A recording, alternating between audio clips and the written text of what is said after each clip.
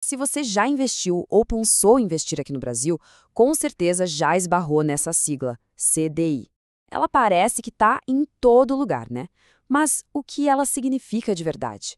Hoje, a gente vai desvendar o segredo por trás dessa que é, talvez, a régua mais importante dos seus investimentos.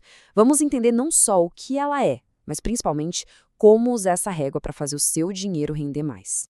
Esse produto rende 100% do CDI.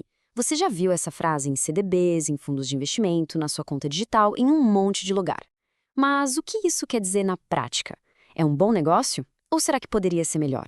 Para a gente descobrir a resposta, a gente vai ter que dar uma espiada numa operação quase secreta que acontece todo santo dia nos bastidores dos bancos. Então vamos lá para a primeira parte, o segredo dos bancos. Para a gente realmente sacar o que é o CDI, primeiro a gente precisa entender como é que os bancos emprestam dinheiro, uns para os outros. Parece estranho, né? Mas essa operação diária é a chave de tudo. Bom, CDI é a sigla para Certificado de Depósito Interbancário. Eu sei, o nome parece super complicado, intimidador, mas a verdade é que o próprio nome já entrega o jogo. Vamos quebrar ele em pedacinhos para ver como, no fundo, é bem simples. Olha só como é fácil. Interbancário significa simplesmente entre bancos.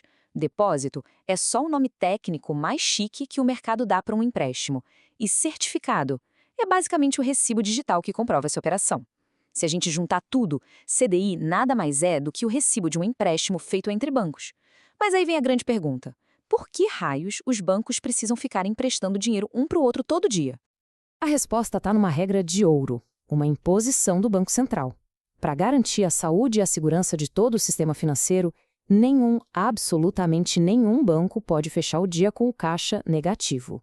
E pensa bem, com milhões de saques, depósitos, PIX, transferências acontecendo o tempo todo, é super comum que no final do dia a conta de um banco não feche. Para a gente visualizar isso, vamos imaginar uma coisa bem do dia a dia. Pensa no sistema financeiro como se fosse um bairro comercial. A padaria, que a gente vai chamar de Banco A, teve um dia ótimo, vendeu muito pão e fechou o caixa com R$ 1.000 sobrando.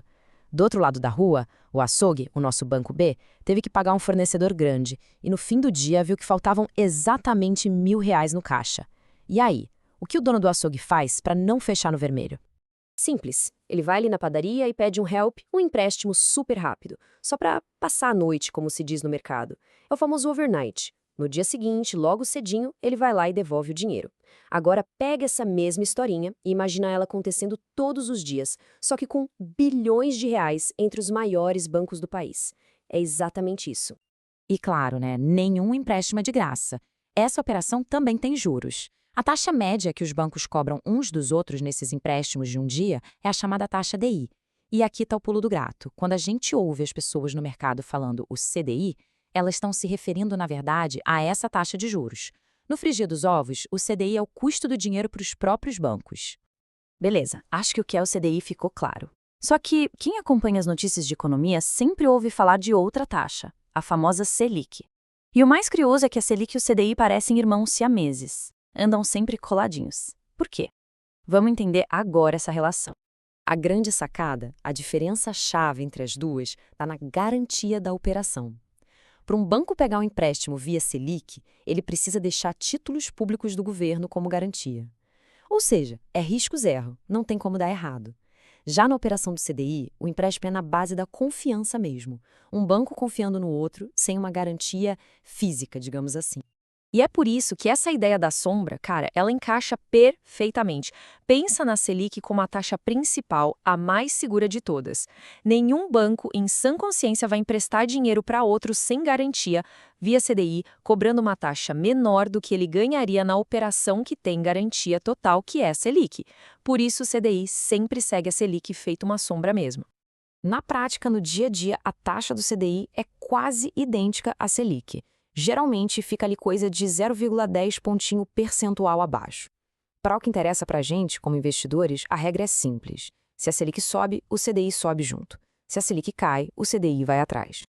Certo, já entendemos a relação entre os bancos, a Selic, mas agora vem a parte mais importante. Tá, e eu com isso? Como é que essa taxa interna deles afeta diretamente o meu bolso? Como ela vira referência, a tal da régua para o meu investimento?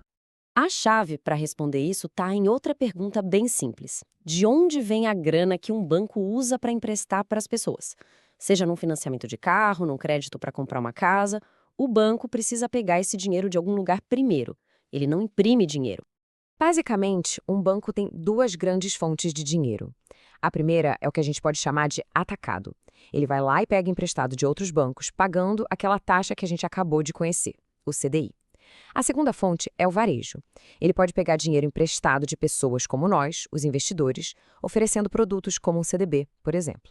E é aqui que tudo se conecta. Quando um banco te oferece um investimento que rende 100% do CDI, ele está basicamente dizendo o seguinte: olha, eu estou disposto a te pagar exatamente a mesma taxa que eu pagaria para pegar esse mesmo dinheiro emprestado de outro banco. Por isso, 100% do CDI se torna a nossa grande referência, o nosso preço justo do dinheiro no mercado. Então, se 100% é o nosso ponto de partida, o nosso preço justo, aí começa a briga, a batalha dos percentuais.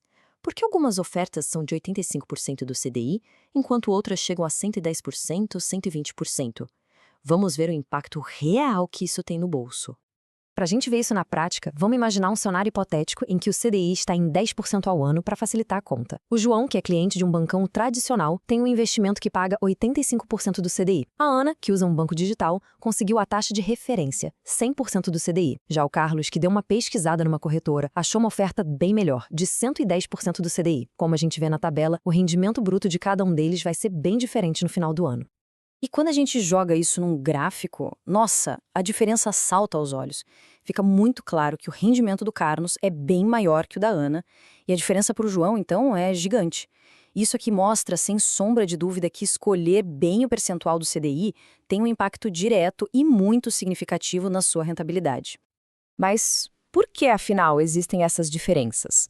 Bom, ofertas abaixo de 100% geralmente vêm dos grandes bancos que contam com a comodidade do cliente não pesquisar muito.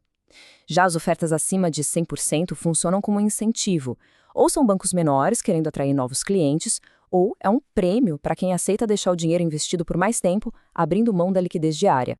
E para a gente fechar e amarrar tudo isso, vamos resumir os pontos principais numa espécie de ferramenta prática, uma bússola mesmo, para guiar as decisões de investimento em renda fixa.